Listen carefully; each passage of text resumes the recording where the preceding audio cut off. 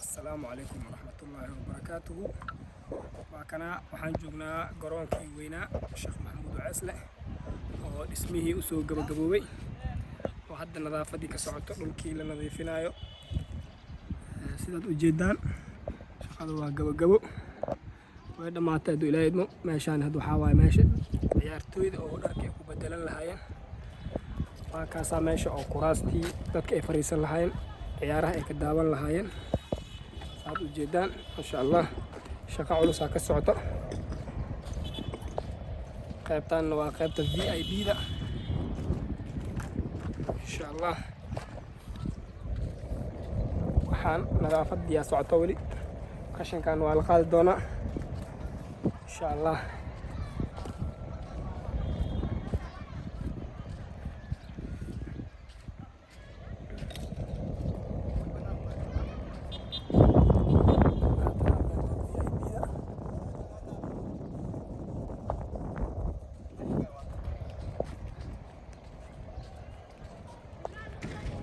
dhismahan waa meesha ciyaartooyda ay ku dhar bedelan lahaayeen labada kooxood.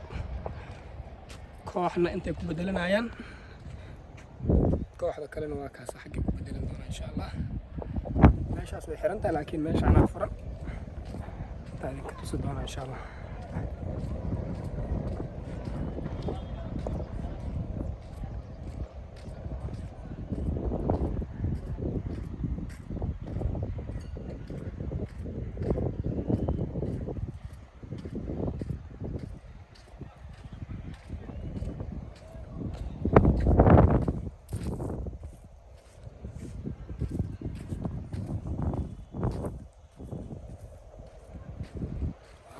meesha ciyaartooyda ku dhar bedelanayeen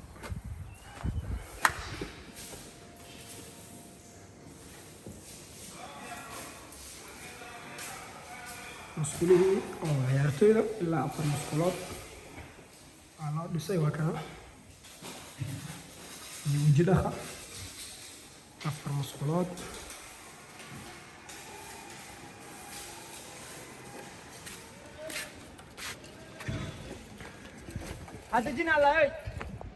musqulaha dadweynahana waa kuwana dadka daawanaya ciyaaraha musqulaha isticmaali doonaan insha Allah.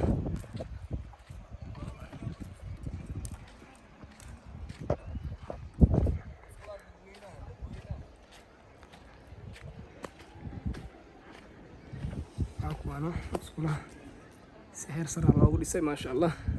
waa VIP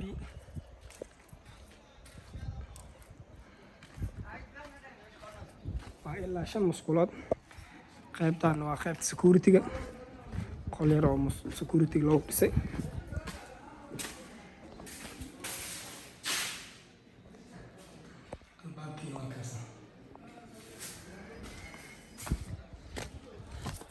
qol kale waxaa jiro oo tikidhada lagu jari doono. waatana qolka yar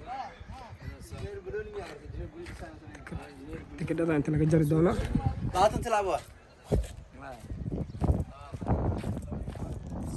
daaqadiisa banaanka waa taasa.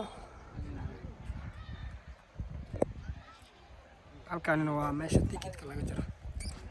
saa u jeedaan tikidhka inta laga jari doonaa. albaabadiina waa kuwana waa albaab yar oo dadka galayaan. kanna waa kan baabuurtiina insha Allah. assalaamu calaykum waraxmatullaahi wabarakaatuh.